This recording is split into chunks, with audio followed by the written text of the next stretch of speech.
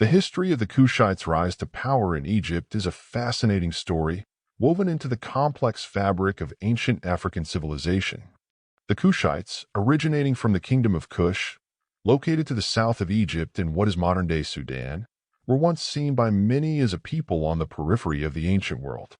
Yet, in a bold and dramatic turn of events, they would eventually conquer Egypt and rule over it as pharaohs, marking a significant period in African history.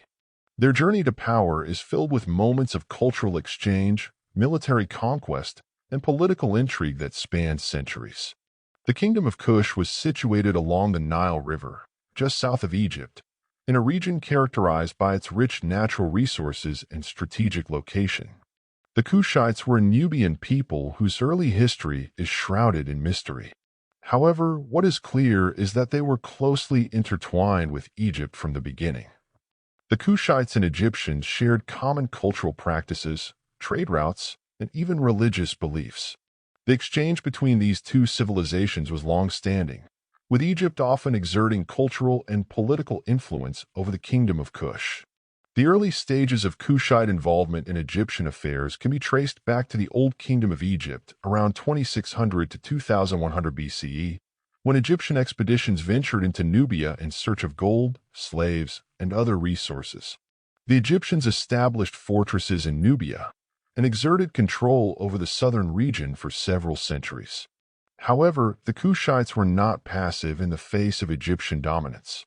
They had their own rich cultural heritage and were not without military strength.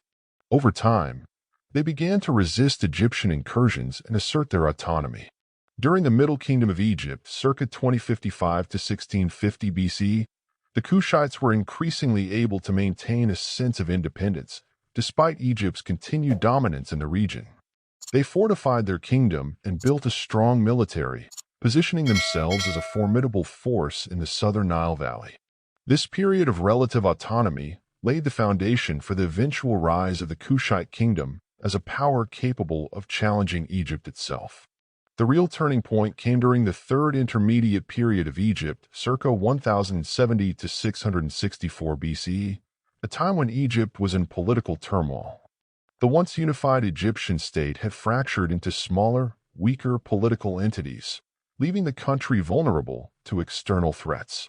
The Libyans, who had settled in Egypt, took control of the Nile Delta, and the indigenous Egyptian dynasties were struggling to maintain unity. This fragmentation left Egypt exposed to invasions from both the west and the south, and it was during this time that the Kushites saw an opportunity to make their move. The Kushite king Pi, also known as Pianki, played a pivotal role in the Kushite conquest of Egypt. Pi, a ruler of great military acumen, understood the political instability in Egypt and saw an opportunity to assert Kushite dominance. He led a military campaign into Egypt around 727 BCE with the intent of unifying the country under his rule. Pi's forces first encountered Egyptian resistance in the city of Heracleopolis, but despite initial setbacks, his army continued to advance southward. The Egyptian cities and rulers, already weakened by years of internal strife, were unable to mount a coordinated defense. Pi's forces captured the city of Memphis, the political and cultural heart of Egypt, and proceeded to march into the heart of the Egyptian power structure. In a remarkable display of both military might and diplomatic skill, Pi was able to unite Egypt under his banner without resorting to widespread destruction. He took the title of Pharaoh of Egypt and established the 25th dynasty, known as the Kushite dynasty. The Kushite kings ruled Egypt for nearly a century, from Pi's reign in 747 BCE until the fall of the dynasty in the 660s BCE. Under the rule of the Kushite pharaohs, Egypt experienced a revival in many respects. The Kushites were keen on restoring Egypt's former glory, and their reign marked a return to traditional Egyptian values.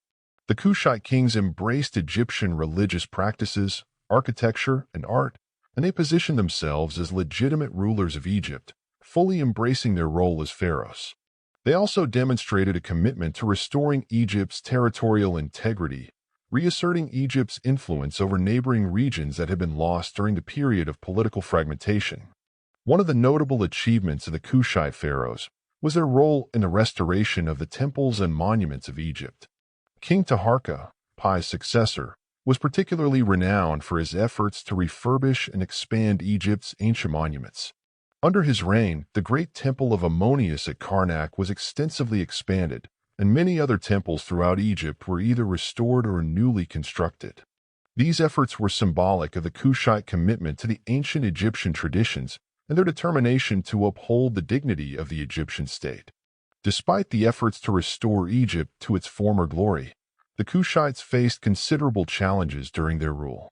They had to contend with internal revolts and external threats, particularly from the Assyrians. The Assyrians, under the rule of Tiglath-Pileser III and later Sennacherib, were expanding their empire and began to press southward into Egypt. In 674 BCE, the Assyrians sacked the city of Thebes, the religious capital of Egypt, and effectively ended the rule of the Kushites in Egypt. The Kushites retreated to their homeland in Nubia, where they continued to rule over the kingdom of Kush until the rise of the Meroitic kingdom. The legacy of the Kushite conquest of Egypt remains significant. The Kushite pharaohs left behind a legacy of cultural exchange, political unity, and military might. They were able to restore Egypt's power and revitalize its traditions during a period of political fragmentation.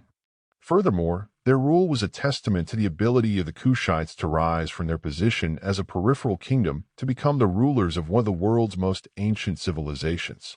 Even after their retreat from Egypt, the Kushites continued to exert influence over the Nile Valley and beyond.